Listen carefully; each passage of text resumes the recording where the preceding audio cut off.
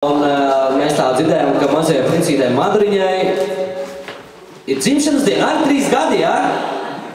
Tā ir, vai ne? Un tā laikam, ja ir, tad mēs novēlam dziesmu dzimšanas dienā. Daudz laimīgas.